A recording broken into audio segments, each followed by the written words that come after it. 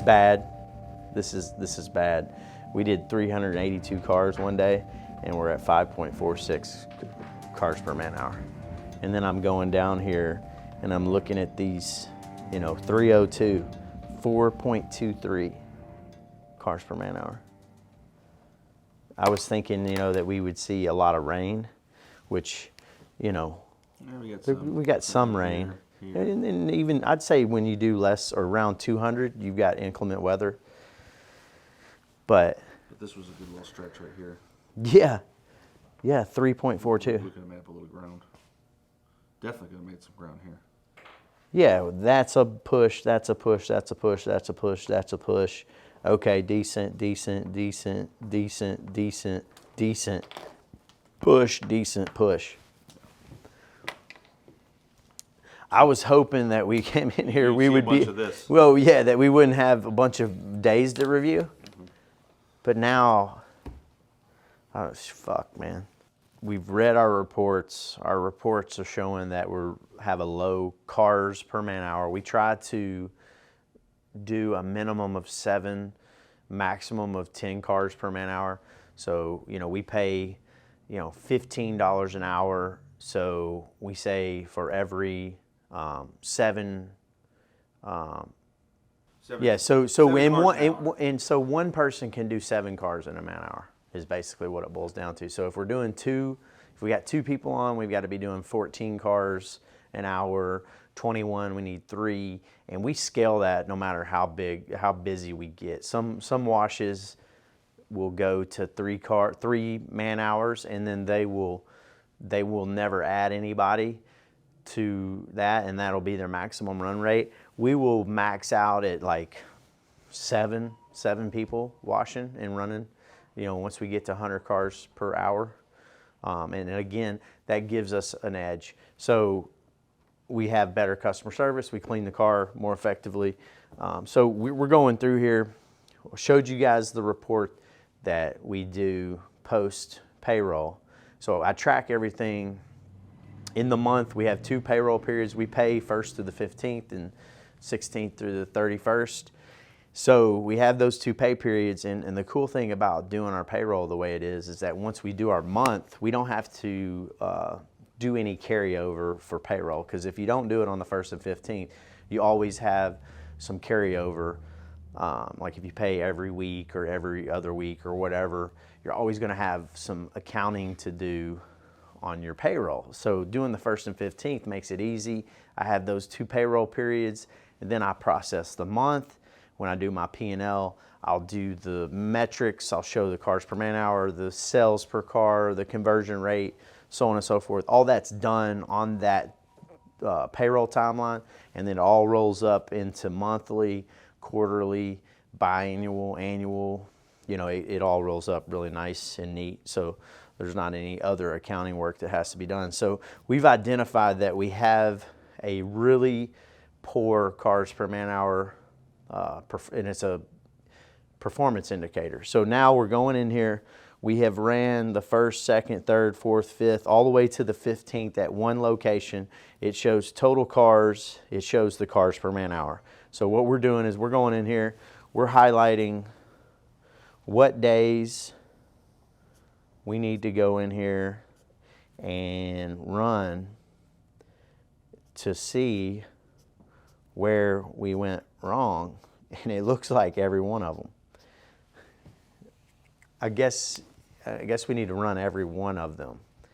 So what's changed? So we're drilling into these numbers. We're going to go in here and we're going to see who was the MOD, who wrote the schedule, who's responsible. So then we can start getting personal accountability, because again, in business, you've got to hold people accountable. You can't just make assumptions and vague statements and expect things to get better. You've got to say, hey, on this day you did not do correctly. Here is a disciplinary, deal, and we're not going to accept that. You've got to do that. If you're not willing to do that, then the staff's going to sense your weakness and they're going to do whatever they want to do. So, and I don't know, you kind of have a different take on that. my thoughts, on this is yes, we do need to drill down to see who's ultimately responsible and use this as a coaching opportunity. I'm a big proponent of coaching, giving people the information, giving people the tools to make the right decision, giving them everything they need to make that decision. If they don't make the right decision, and we've given them every opportunity, then at that point we look at, separation or, disciplinary action leading to separation. But I'm a firm believer in giving them the tools to be successful instead of just winging it. Yeah. And so the good thing about Jeremy and I both working together is he kind of brings that perspective. I kind of bring a different perspective, and neither one of us is necessarily right or wrong. It's just the way we perceive things. So, and the way we decide to manage. I personally think that these numbers here are coming from a lack of respect for the business. People are in their positions and they're checked out. There's been leadership change. People don't like that. We didn't promote from within. We brought Jeremy in from the outside. There may be some issue there that's going on that's kind of bubbling. There may be an issue where they are testing his leadership, or what I'm going to do now that he's here. So there's a lot of variables that you've got to figure out what's going on. And you've got this type of stuff like 3.49 cars per man hour. This company will cease to exist. We will go bankrupt at 3.49 cars per man hour. We will not be profitable. If we're not profitable, we can't pay our taxes. We don't exist. So this is a really important issue that we're having right now. So we're going to go in here. We've got the days. We're going to pull the days. Then we're going to break them down by the hour. And then we'll go in and we'll go back to the time cards. We'll see who was on the clock. This is going to take us a couple hours. My thought process is if you've got the right people, you don't have these problems. So there's some motivation issues, there's some hiring issues, there's something going on here that we've got to get to the bottom of. What's that? Yeah. Okay. You ready for your cameo? So we've got Ravisha Ray. She is what? You're an intern, I guess, kind of? But you're going to school up at Western? Yes. Yeah. Yeah. What year are you? Senior year. Senior year. So we're going to try to keep her, hopefully, as she graduates. So if you want, Ray, come over here. I'll show you what we've got, what we're trying to do. So last night, I don't know if you're in that group, Ops Head. Yes. You are? So I'm just going to kind of tell you what we've got going on. So we do these reports. So these are tied to the payroll. These kind of like KPI reports. Mm-hmm. So we went into them, and every one of them, every site failed to hit 7 cars per man hour. So then we came in this morning, and we've just started to do this. I think we found out is that every one of these days, you can see no one hit 7 cars per man hour the entire payroll period. Wow. Yeah. So what I was thinking, since it is, I was hoping, what I was hoping for is we'd come in here and it rained that whole 2-week period, and there was rain.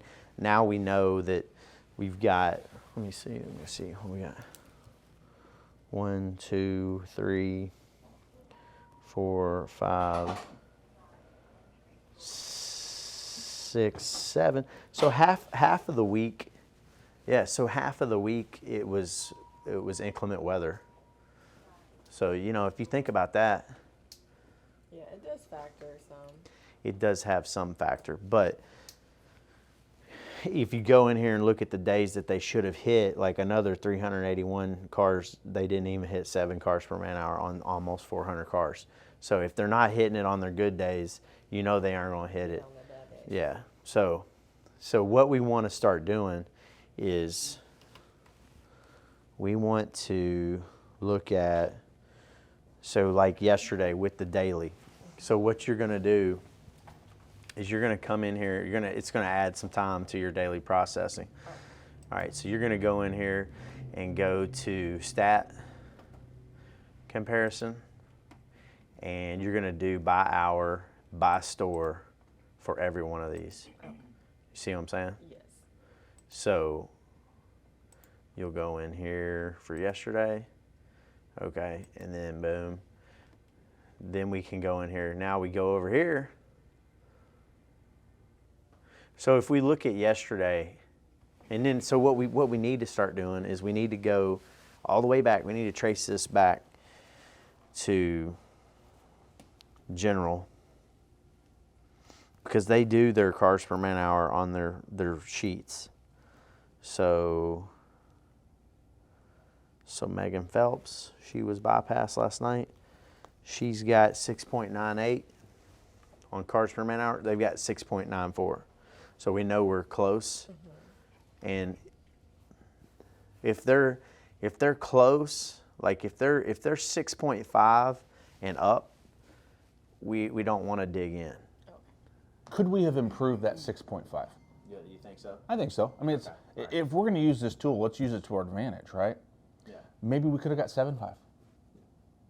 Right? Maybe we could have been just a little more efficient. You know, it's the big chunk's going to be getting them this information, getting this. Timely. Yeah. It's got to be timely. Correct. And then the other part is really evaluating this hour by hour as a manager at the site level. You got to evaluate this hour by hour and look at where you're going to be most effective and most efficient. So I think, you know, we just look at every hour. That's fine. That's fine. So you'll come in, run a stat comparison, and then what you'll do is on top of that, you'll go into payroll summary. So you'll go into payroll summary and click that day, and you'll do all employees. And then it'll show